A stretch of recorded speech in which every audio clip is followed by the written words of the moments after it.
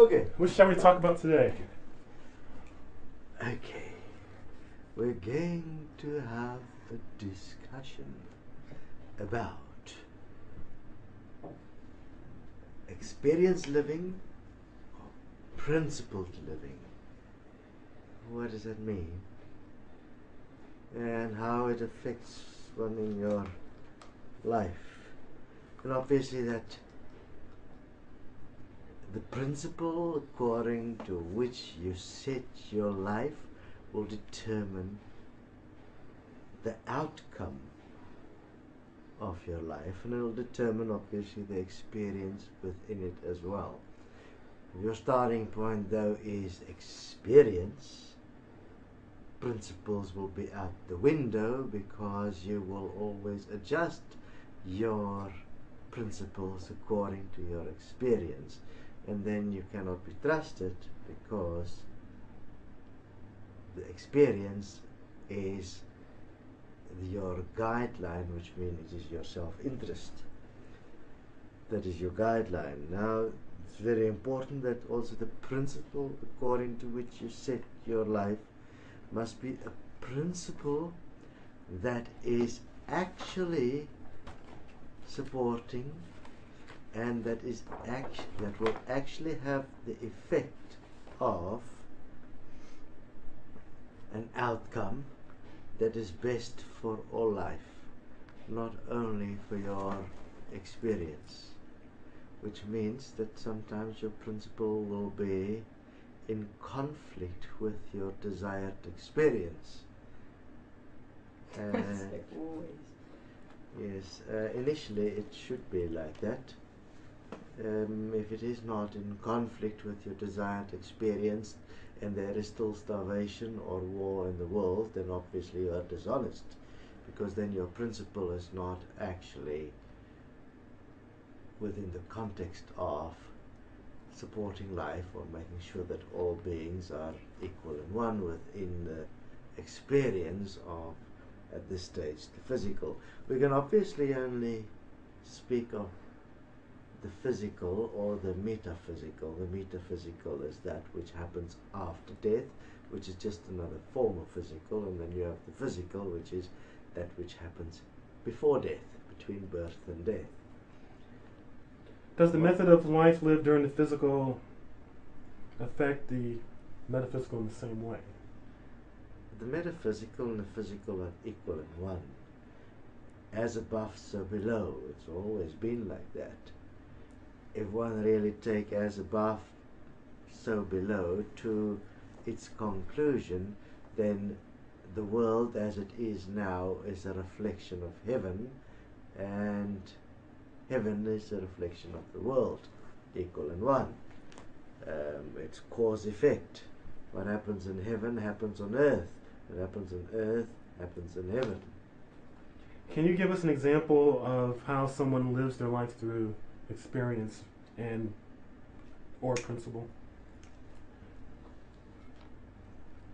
Experience living would be, for instance, where one would be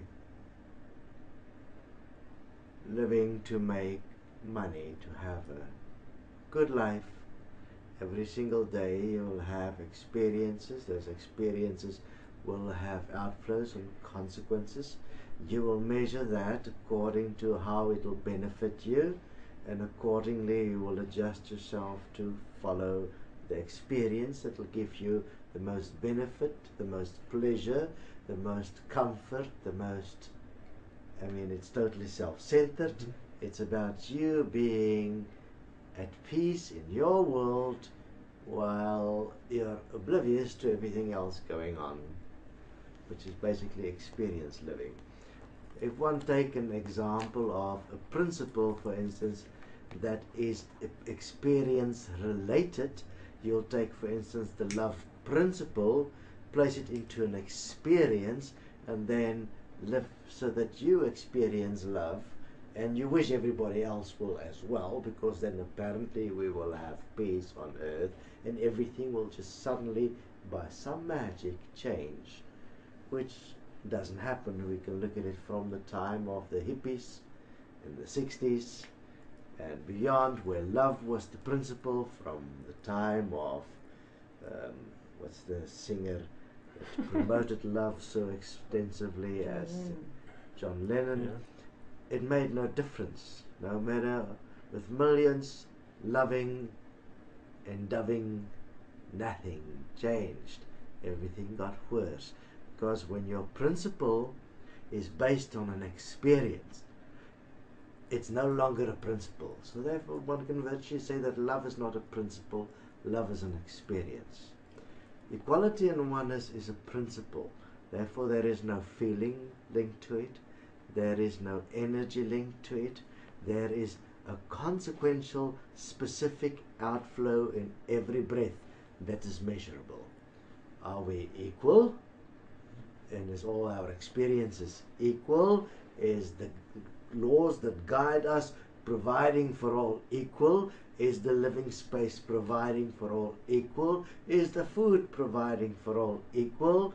Is water for all equal? Is resources for all equal? And are we dealing with it as one body, the body of humanity? That is equality and oneness practically within the context of everything. So therefore even money, is all money distributed equal as a method of communication, as a method of sharing value, as a method of appreciation, as a method of support? Or is it used so that some may experience money well, while others may experience having no money? That's not equality. That is not a quality of life either, and that is not oneness. You're then oneness within the context of